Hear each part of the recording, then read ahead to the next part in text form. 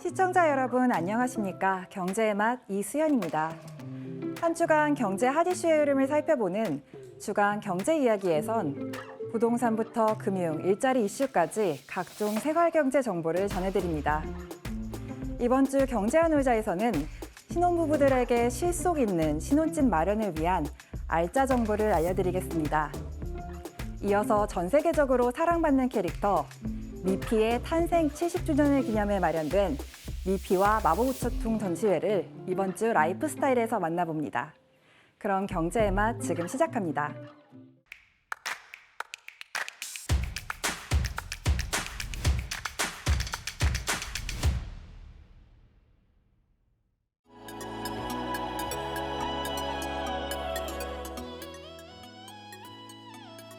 금융당국과 중소벤처기업부, 국내 20개 은행 관계자가 한자리에 모여 은행권 소상공인 금융지원 방안을 발표했습니다.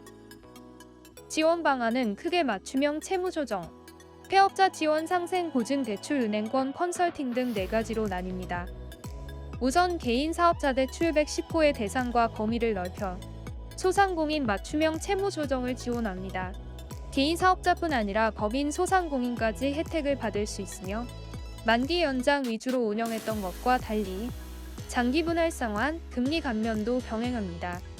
또 사업을 정리하는 소상공인들에게 저금리 장기 분할 상환 대환 대출을 제공하고 성실 상환자에겐 추가 사업 자금을 받을 수 있는 기회도 부여합니다. 이외에도 주거래은행이 상권 분석과 금융 경영 지원 등 컨설팅 서비스를 제공하는 은행별 자율 프로그램을 시행합니다. 금융당국은 이번 프로그램을 통해 연 25만 명, 대출액 14조 원에 대한 금융 지원이 이뤄질 것으로 보고 있습니다. 연간 경감되는 이자 부담은 6,700억 원가량으로 앞으로 3년간 2조 원 내외를 지원할 예정입니다.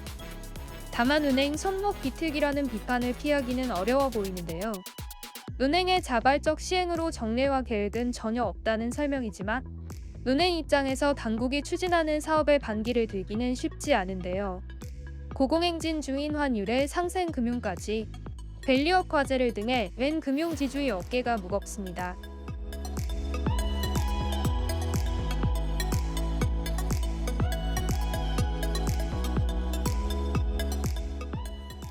전기차 시장이 얼어붙으면서 배터리 업계도 투자를 재검토하고 비용을 절감하는 등 일제히 비상 경영에 돌입했는데요. 도널드 트럼프 대통령 취임에 대비한 강도 높은 위기 경영을 통해 어느 때보다 높아진 경영 불확실성을 돌파하겠다는 구상입니다. 배터리 소재 기업 역시 험난한 보릿고개가 예상되는데요. 지난해 한국의 대미 3대 2차 전지 소재, 수출액은 32억 6,800만 달러로 점유율 1위를 차지했습니다. 관세 부과에 대한 적극적인 대응과 함께 가격 경쟁력을 키워야 한다는 목소리가 나옵니다. 최근 몇 년간 적극적으로 북미에 진출해온 배터리 업계, 이라 보조금을 삭감하고 배터리 소재에 관세를 부과하는 것을 검토 중인 트럼프 2기 행정부의 촉각을 곤두세우며 허리띠를 졸라매고 있습니다.